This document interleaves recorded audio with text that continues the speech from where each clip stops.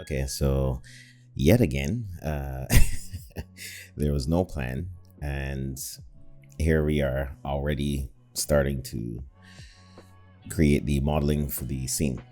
Thankfully, I did record the beginning of this process, and what you saw there is me creating a bunch of layers.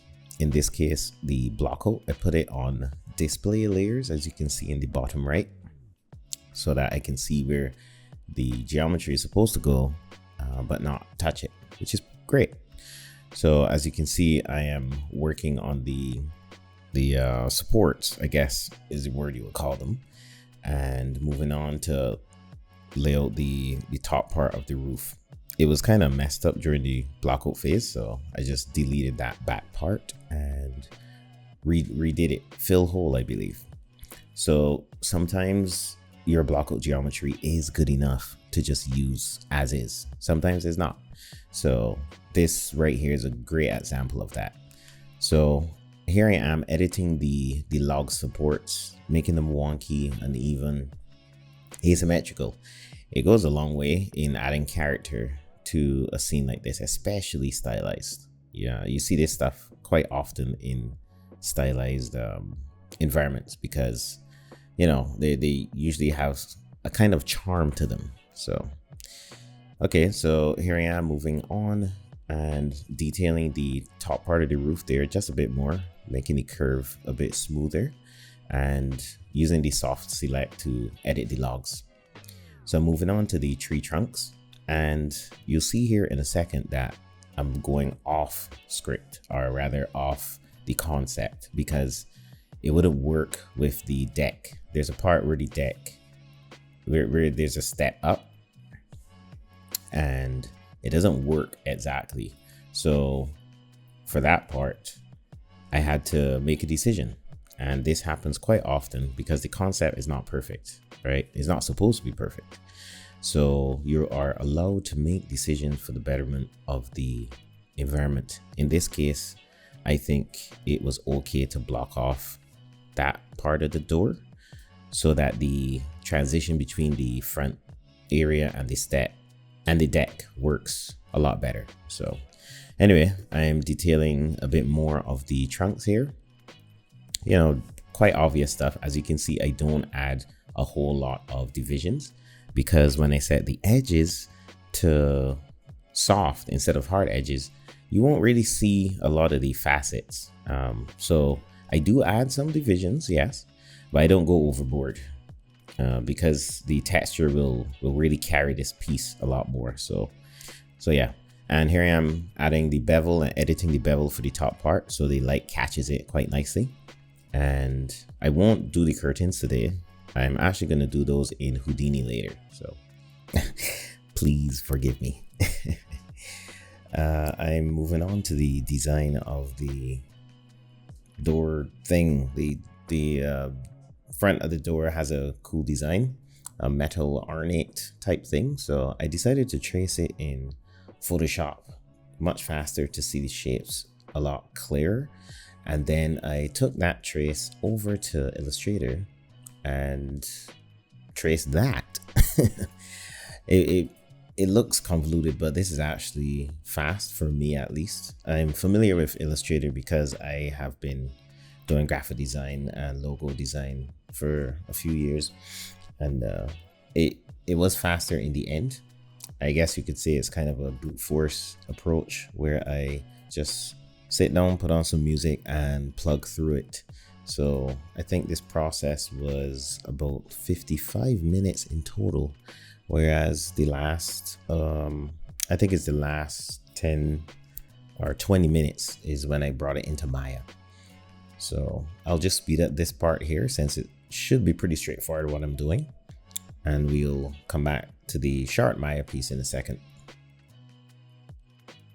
Okay, so here we are in Maya, and yes, a little bit was cut off, but the idea here is that I tried to extrude the curves, which you can do in Maya, and then I tried to use the planar surface, etc., and it wasn't ideal, and it was very inefficient.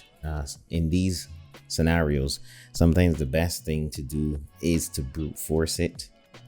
I have been learning this the hard way throughout this whole process, but honestly, that is the best way to go. Just plug away at it slowly and you'll get where you want a lot better. As you can see here, that's what it did. And with the extrusion at the end, I was able to have decent enough geometry that will support the shape, but at the same time a lot more efficient and not as many wasted polygons, so to speak. So I would say brute force ends up being faster a lot of the time. So just keep that in mind if you're trying to avoid stuff. I've learned this the hard way too many times to not recommend it to others.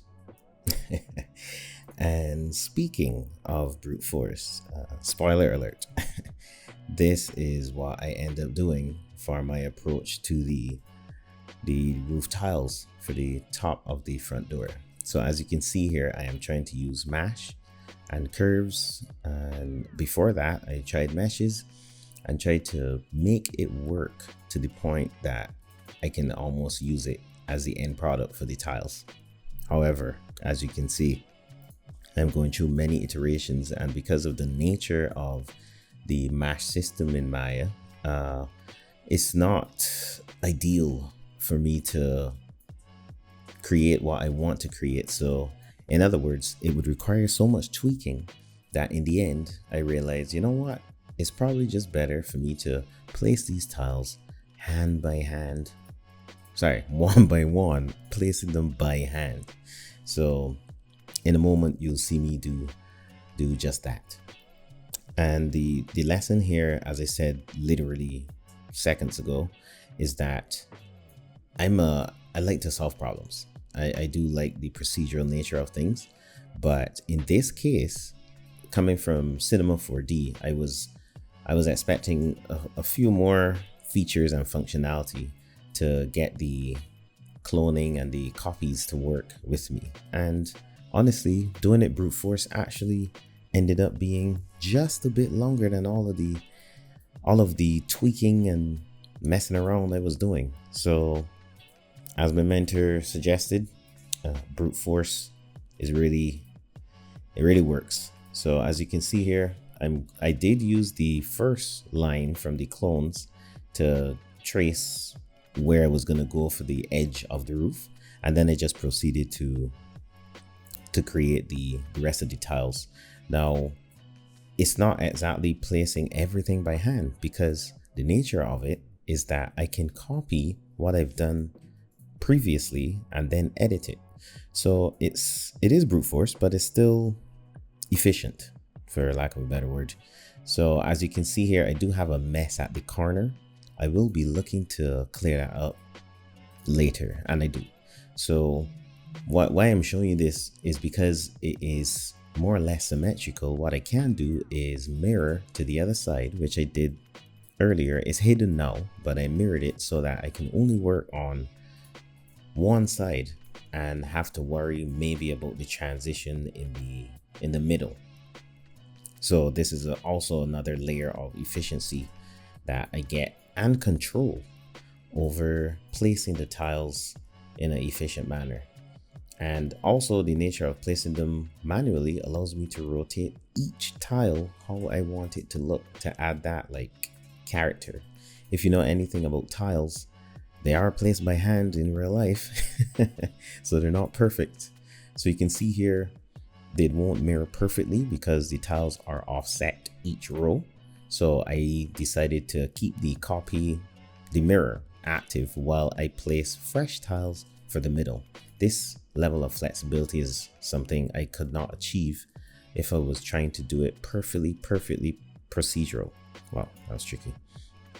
And back to that, I just took one of the tiles and edited them in a way that I think would be one, realistic, but also stylized enough that it fits. Basically tapering the top of it and then replacing those tiles at the corner all the way up, or as far up as necessary to fit the structure and the shape. And I was very pleased with that. Again, leaves will be sitting on top of it, so it's not something that I need to freak out about and make sure it's perfect, because the top of the roof will be hidden by leaves. So I could have probably given a bit less attention there. And then, as you know, when I'm finished, I do love a treat. So I did start some lighting and some renders, some nice renders, just to see how the tiles were shaping up, how they were looking from the camera angle, the final camera angle. And oh boy, that was nice. It's nice to reward yourself after a hard day's work, or hard couple days of work. So yeah, that's all the footage I managed to record for the modeling process specifically. I will be uploading a video on the foliage, or at least what I managed to record at the time for the foliage. And if it's not up already, I do want to do a proper tutorial on placing tiles on curved surfaces. And that's not just for brute force, I mean using mesh, because I did use mesh for the other roofs.